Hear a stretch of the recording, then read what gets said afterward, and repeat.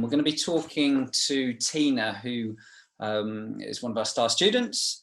She's been out of the workforce for 10 years.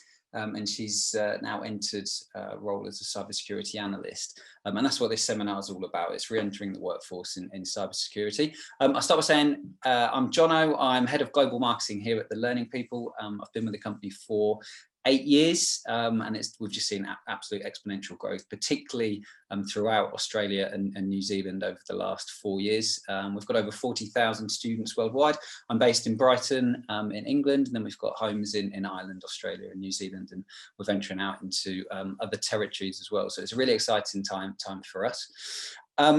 Where should we start? I think a lot of you will be in different research stages, but I think you're probably all here today to find out a little bit more about cybersecurity and who we are at Learning People and what we do. But ultimately, why do students come to us? They come to us because they want to learn new skills, they want to land a dream job, and probably they want to earn more money as well. So we'll talk a bit more about that as we go on. I'll pass over to Corey, who can tell you a bit more about who we are as the Learning People.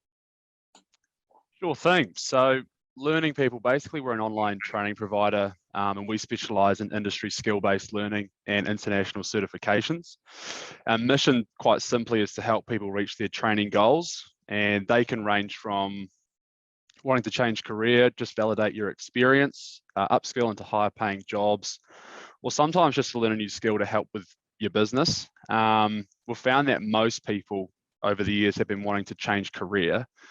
So now we have a major focus on student outcomes, and Tabitha will explain shortly how we help our students get into jobs once they've finished. As for the platform, it is designed to suit learners of all types and levels. So if you like live classes, they're available. If you like hands-on stuff, it's also available. If you work full-time, which most people do, and you need flexible training options, we have that as well. So you can choose to train 1 hour a day, or basically whatever amount of time suits you. So there's really no excuses if you've been wanting to train for a while. And since, we've been around for over 10 years now, we have figured out the nitty-gritty of what comes with online learning. And one of the big ones is student accountability. So you've got a student care team who's going to make sure you finish. Their job is to basically contact you proactively to make sure you're staying on track and hold you accountable. No one's perfect, and we've found that adding that into our services has had a massive increase in student successes. And the other one's obviously career services and what they do, and that'll be spoken about a lot today. But I will let Tabitha explain more in depth about how we are helping students into jobs. Cool, thanks Corey. Yeah, so I'm Tabitha. I'm from the career services team here at Learning People. Yeah, basically we, as part of your service when you sign on, we're there to help you navigate that job market. We're a team of ex-agency recruiters. So we do have a lot of experience, working within the industry. I think, finding a job's very stressful for anyone, regardless of industry, and especially when you're changing careers. So we just try to smooth that process out and make it as easy as possible for you. So we follow a 3-phase process. So for the first part, it's all about your CV. So we give you a call, we do a full CV consultation, and that's really going through everything from the structure, content, how it looks. We do know what employers like to see, so we just make sure that that's covered off, and you've got the best CV you can possibly have. From there, we look at your LinkedIn profile. So with LinkedIn, we'll do a consultation on the profile, but it's a bit more than that. I think a lot of people think you can just have a profile up and that's enough, but you really do need to know how to utilize the platform, and we guide you through all of that as well, and just kind of teach you who to be networking with, how to connect with people, just what to do in that situation, get in conversations with people. From there, phase 3 is all about when you're interviewing. So we'll do interview prep with you. We can kind of guide you on the questions you might get asked and just make sure you're putting your best foot forward. Then we can also help with contract negotiation and things like that too. We are really flexible though. Basically anything you feel would help you in the job search, we'll try to make that happen for you. Yeah. Perfect. Thanks, Tabitha. So just to reiterate on, obviously what we're here to talk about is cybersecurity. And I'm sure you're fully aware how in demand cybersecurity is as an industry at the moment for professionals. It's always in the news. You know, small cyber attacks might be, you get a text message saying that you're owed tax and it will take you through to a spam website, or obviously you know, countries are using it for warfare now. So you may have seen in the news with Russia and the Ukraine at the moment. There's different scales, different proportions, but it's here and it's only going to grow.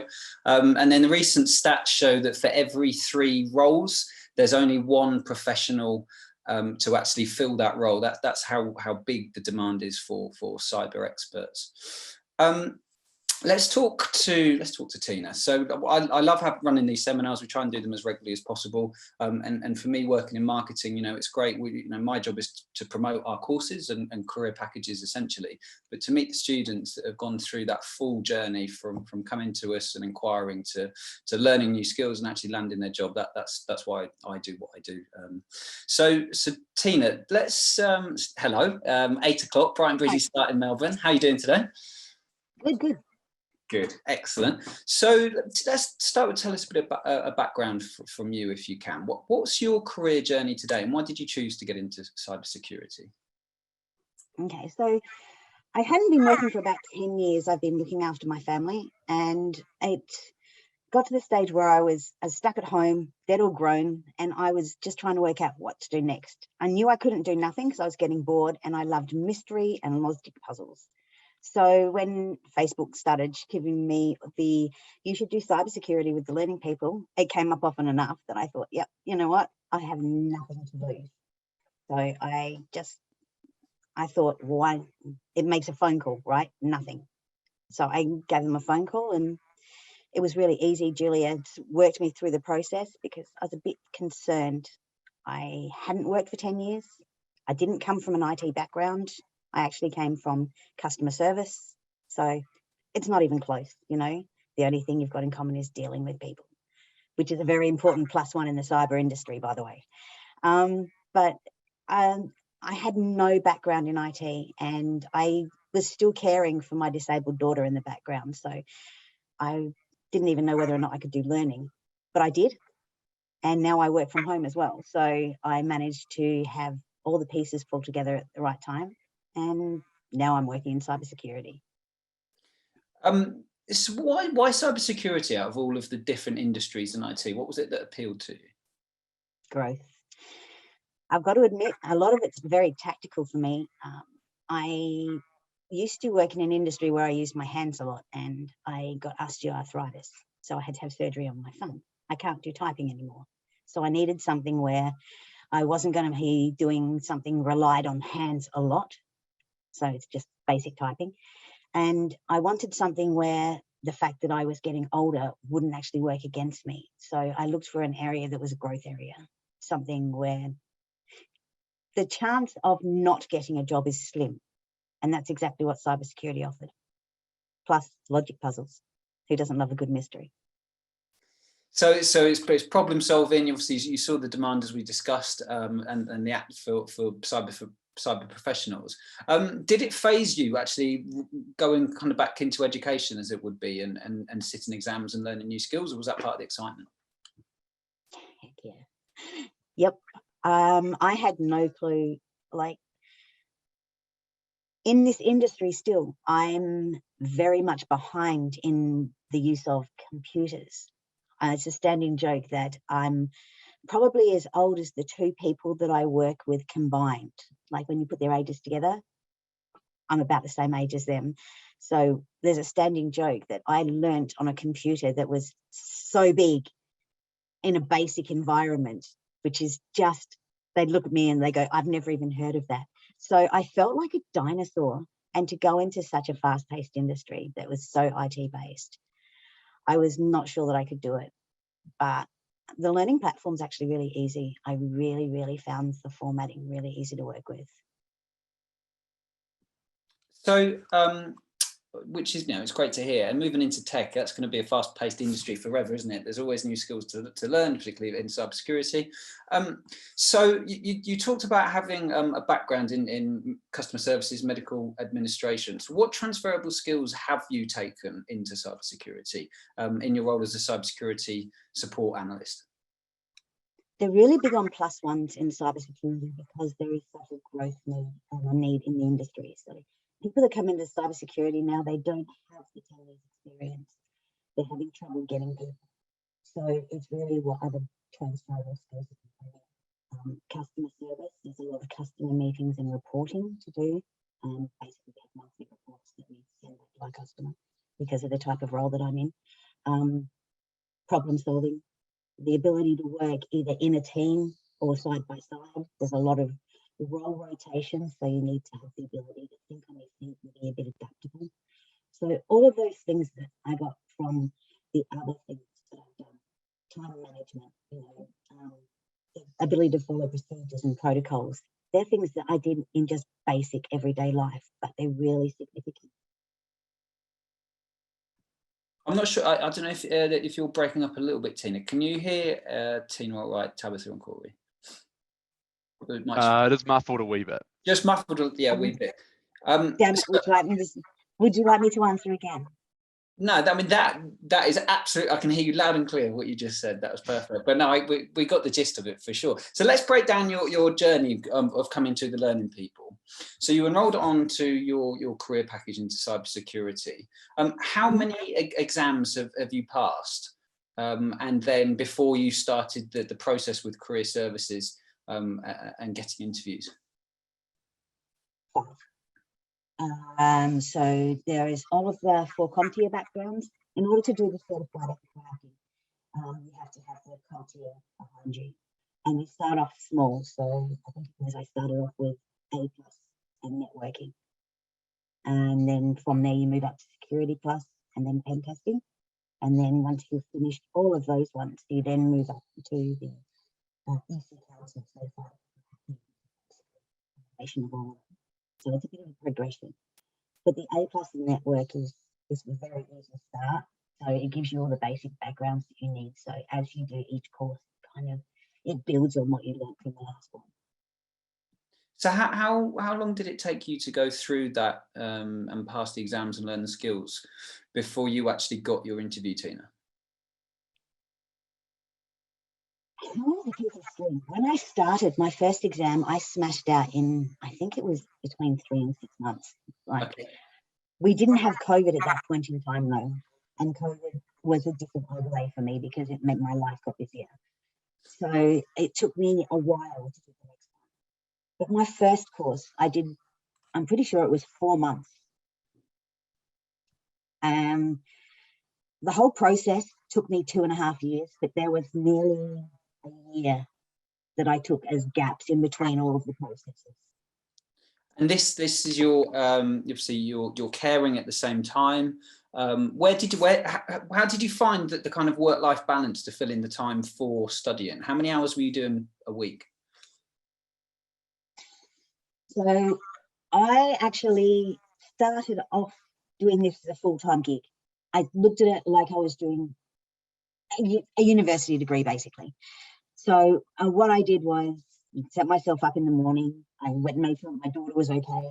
And then I'd come and sit in here and then I'd go to have lunch with her in my lunch break. So in the beginning, I basically did it as a study course, which is why I smashed it out in 3 to 4 months. So basically, if you dedicate your time to it and look at it like a 9 to 5, like it's a normal course, you can really get it done quite quickly. By the time I got to the end of it though, there was a lot to be done. So I found myself designating certain hours to it, like I'd work after dinner, like from 8 till 10, or I'd give a weekend or something where I'd spend my Saturday. I'd just sit there, play at the computer. And it is about playing. There's a lot of practical stuff in here as well. It's not just all theory. So there's a component of it that's labs, and it's actually fun to do. So even now that I'm not doing the Learning People, I still call hacking and training as my new gaming. I don't play my games anymore. I go onto the sites and I hack things through Try Hack Me. So it's actually a fun experience as well. It's very easy to get into it and stay in it. Yeah, we do get a lot of positive feedback about the labs that you can get in there, have a go, and you know, hack away, and you're not going to break anything. And it's the same environment that, like, you know, you're working in the real world. So that's the training side of stuff. And then when you started working with career services, so career services works in synergy with your skills. You're learning the hard skills and the soft skills at the same time, which obviously is so important for recruiters. You work your way through the 3-phase process. How supportive were career services for you, and in terms of helping you look for the role that you've got in cybersecurity? Really important. Like, hello, 10 years out of the workforce, dinosaur. I didn't even know how to use the remote control. So the whole concept of LinkedIn, it's nothing like Twitter. Like, it's nothing like Facebook. It's a whole new world. So when they said, oh, you need to put a LinkedIn profile, I was like, oh, I don't even know how to do that. So that was really, really helpful. And the resume process, that was daunting. Like, I haven't worked for so long. I worked in temp roles, so I didn't know how to transpose that onto a resume in something that would get looked at. So, like, how do you do big gaps, you know?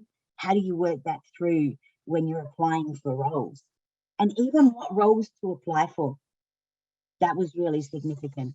Like, I didn't know, when you come out of cybersecurity, they don't say, hey, would you like to apply for a job for certified ethical hackers? That's not what the roles are called. So when you first look at it, it's like, have a job in cybersecurity. Cybersecurity is broad.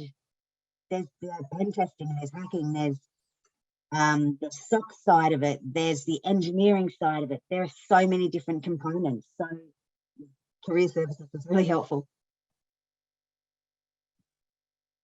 So in your job now, then, Tina, do you work remotely? Yeah, we do. I've actually been into the office, and I know that they're working towards a hybrid environment. But COVID's been very significant over here. So I've been basically locked down for 2 years here in Melbourne.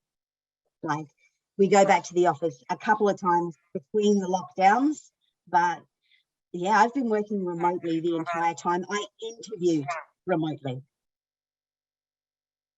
So that must have been a new experience over Teams or Zoom or whatever it was.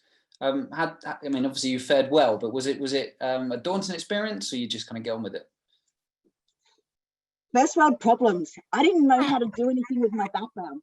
So the first time I actually had to try and do some type of online interview, I was a mess. I couldn't even work out how to do the background bits. I couldn't get the mute buttons to work. I had to get my daughter to come in and help. She thought it was hysterical. So yes, it was really hard to work around. But Julia worked me through. There was a whole heap of people that were involved. They say it takes a community. So that's exactly how it works. Tabitha, in terms of interview process and other people that we've helped fill into roles, is that the kind of norm now, that you'll have maybe a first stage interview over digitally and then go into the office, or how have you found it? Yeah, I think particularly obviously with COVID, it's just kind of the way businesses have had to adapt and do it that way. Now, pretty much most students I talk to, especially in Australia, their first interview might be like a phone screen, and then it always seems to be a video call. And then depending on where they are, they might go into the office, but most of what I see now, there's always that initial video call in the beginning. Yeah. Okay. I guess it makes more sense in a lot of ways to start. You know, you might have to travel a hell of a long way to go for a job interview, and it can take that first round out of well, just the traveling out of it in itself. Let's move on, because we've had loads of questions that have been sent in. So I just want us to talk. This is like an open forum. If you can help out answering some of these questions as well, Tina, would be fantastic. So the first question, maybe Corey, if you could start with this one. Does the online course offer practical training? Absolutely, yeah. I mean, it's one of the main reasons we have the success that we have, is you have the opportunity to learn the hands-on skills. No one's going to trust you with their network if you don't have the technical skills. So it's a massive focus for us to make sure you are training in the live labs. And what they are is it's not a simulation. You are actually accessing another computer remotely, and you're going through job tasks in an environment that's the same as what you would see when you're on the job. So there's step-by-step instructions. You do it once. You know, let's say you're setting up a firewall for 6 users. It might take you half an hour. You reload it again. It might take you 15 minutes. Do it again. Before you know it, you've got a whole list of technical skills that you can apply to a job, put on your CV, put on your LinkedIn.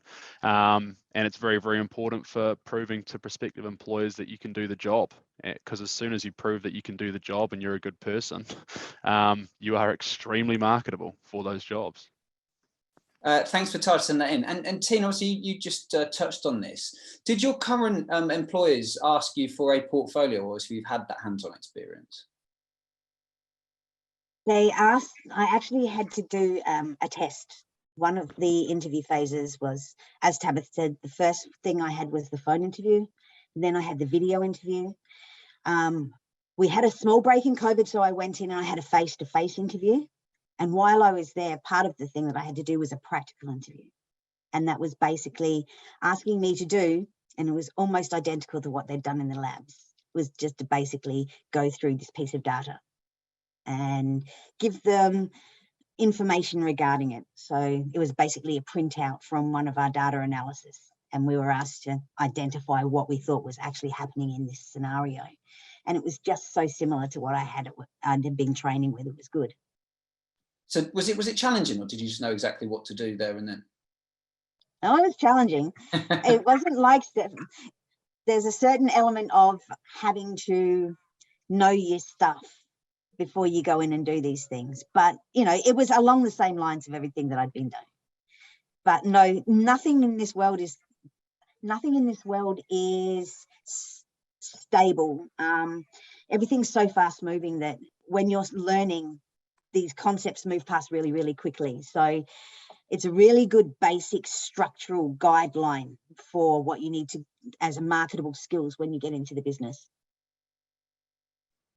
Right. And then Tabitha, this one's from David, who says, how has the pandemic affected career opportunities in cybersecurity? Yeah, I think luckily cyber is an industry that I wouldn't say has been negatively affected by cyber.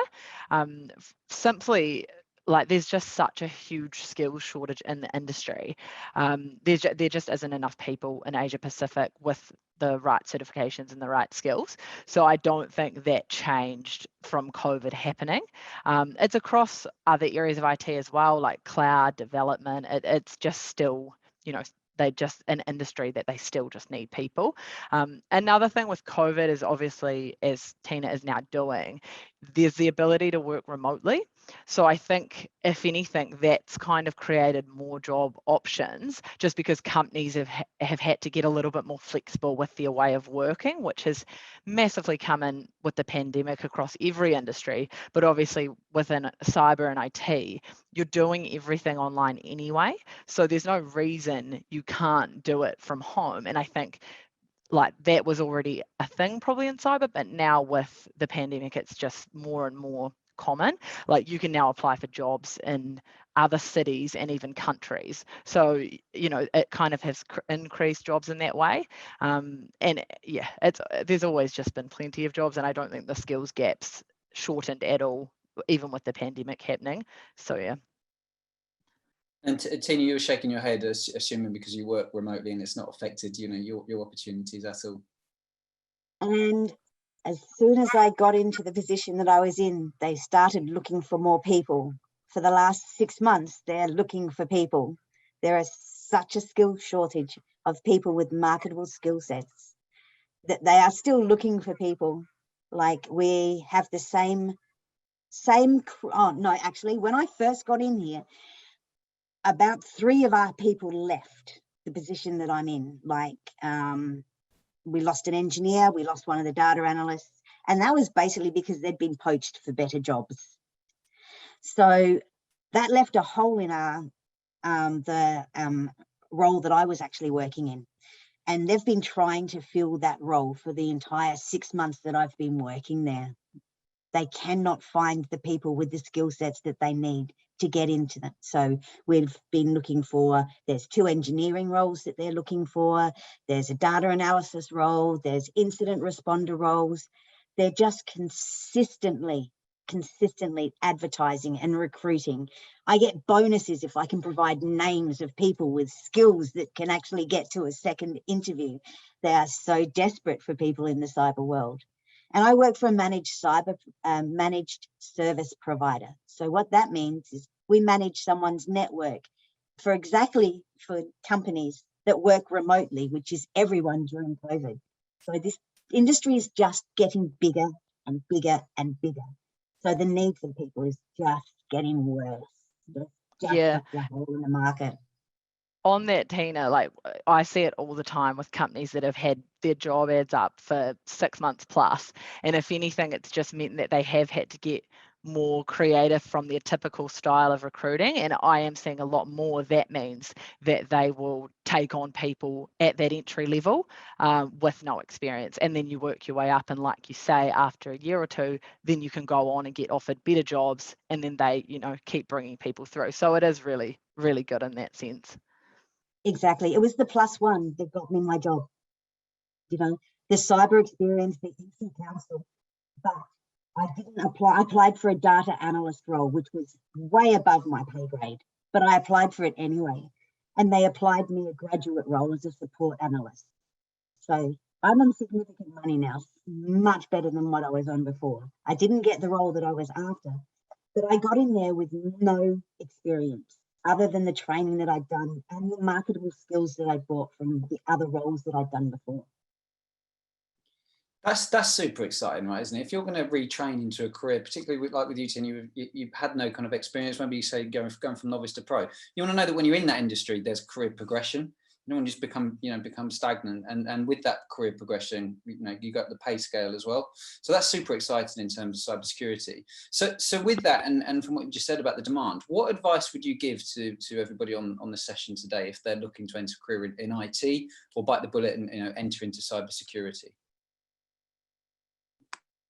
I really would recommend it.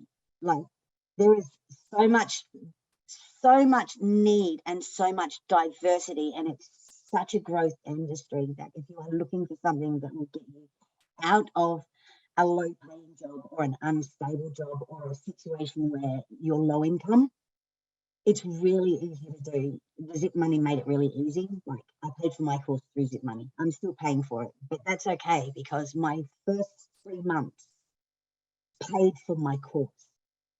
My first 3 months' salary actually paid for my course, like, as well as paying all of my bills. Just the extra income basically paid for everything that I did. And I was like, oh my gosh, I'm 6 months in now. I've just built myself a new car. Like, I sound like a promotional video, but that was my deal. I said to my husband, if I do this, do I need to get a job? Because I was terrified I couldn't do it.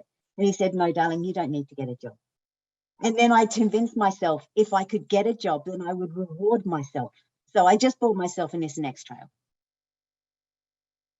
For 10 years, the banks wouldn't look at me because I've been on a carer's pension. I could not even get a bank card. And now they just threw money at me to buy a car.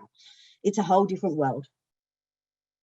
I love that. What a great story. And it's well deserved. You've earned that, haven't you? So well done. Corey, do you want to tell us, this is a question from Sarah asking about what kind of does the career ladder look like? What kind of entry-level positions are there in the industry? In cybersecurity, you'll likely start out in some kind of analytical position. Having said that, it varies a lot. As Tina's saying, it's so diverse. So many different companies have different needs. You're likely not going to be throwing the keys to an entire company network right out the gate. You'll get a junior position. You'll be assisting the senior incident responders or the senior analysts or ethical hackers, whatever it could be. Once you've been in there for 6 months to a year, you're going to get quite a good handle on what needs to be done and what threats are out there and what can be done about them. At which time you would normally opt to either go for another job or continue to train, get some more advanced qualifications like CISSP, CISA, and CISM are the big three that people often want. So Yeah, the career ladder is going to depend on what you want to do, whether you want to consult, whether you want a penetration test, whether you want to stick in analyst positions, and whichever direction you want to go. We would advise training and certifying in that area, and then let people like Tabitha or Julia or Michaela help you into those positions. Because the skill shortage at the lower level is bad, but it's probably even worse at the higher end jobs, you know, where consultants are needed.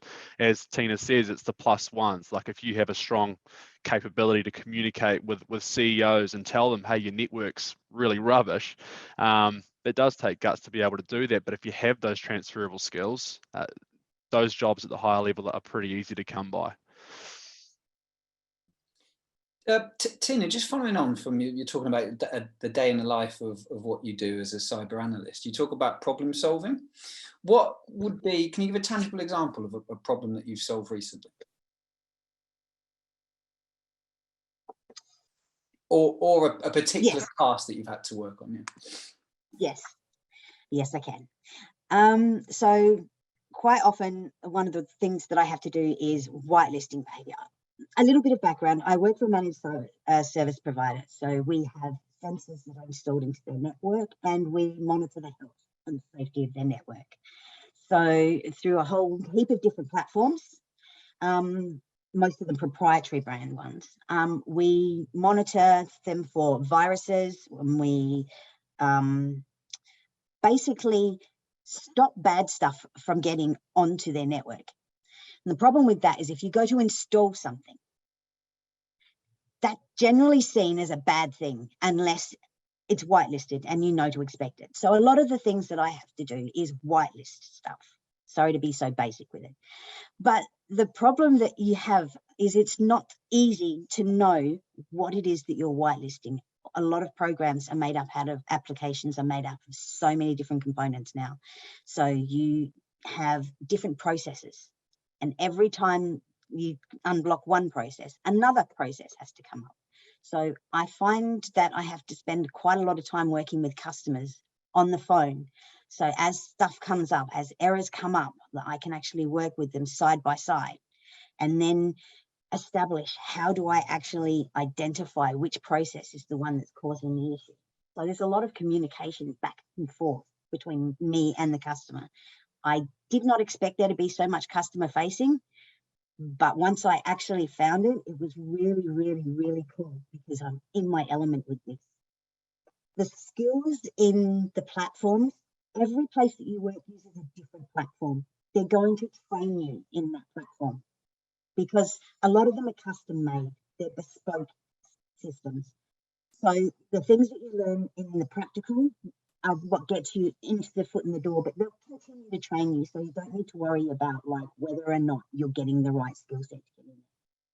But the problem solving part of it is actually being able to work with people and identify what is the part that's going wrong.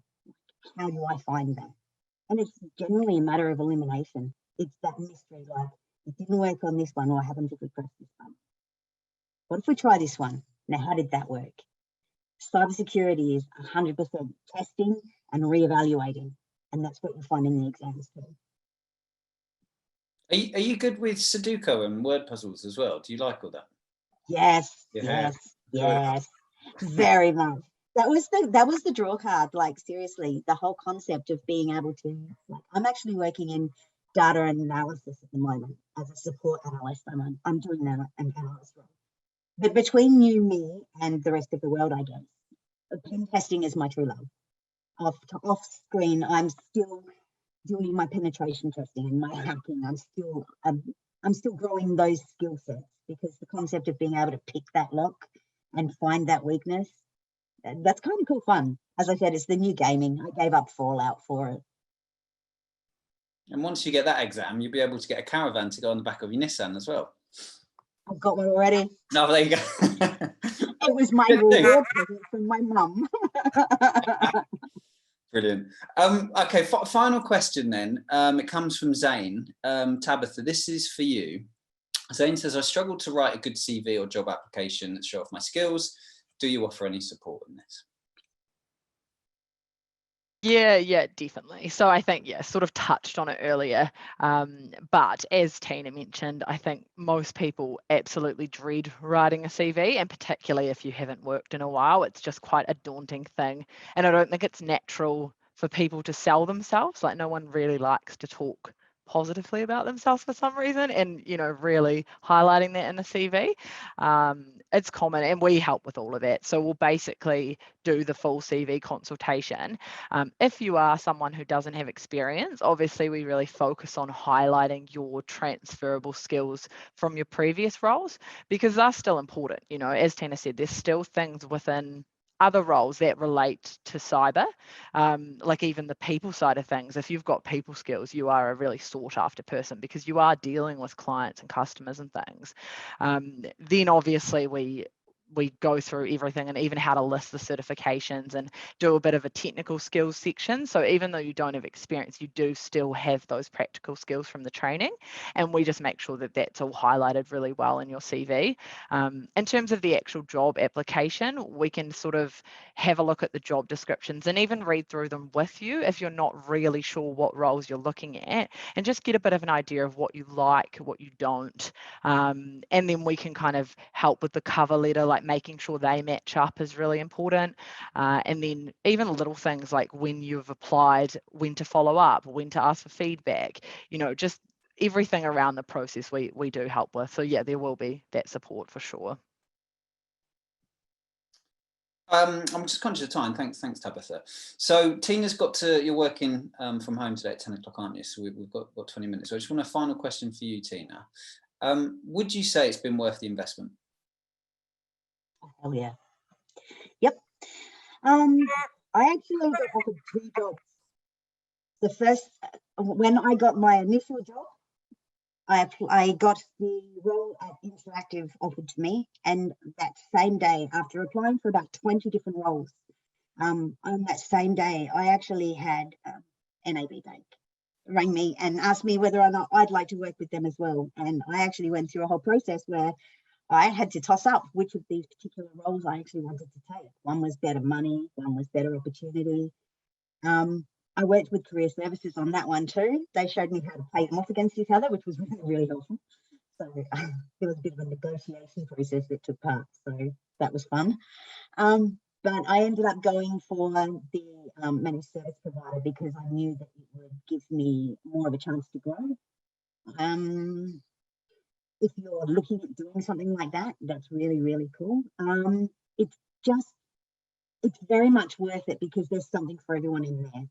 Because the side note to that is, if I had have taken my first role, I would have been on better money, but there wasn't so much of a growth experience. It was a job that only had one role, so there wasn't the ability to move sideways.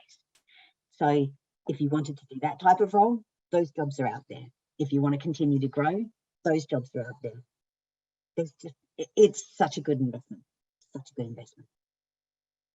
That's brilliant. Tina, I've absolutely loved talking to you today. Thank you so much. Just hearing your story, I'm sure you've inspired lots of people on here. So thank you. Please keep in touch and tell us about your ongoing journey. You should just do it, guys. Just do it. Guys, listen, thanks for joining us today. I know it's really early with a lot of you. We are kind of broadcasting around the world. So appreciate that. We'll send this out in an email as well.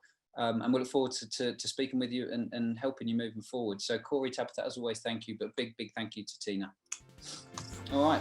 Thank you, Tina. See you soon.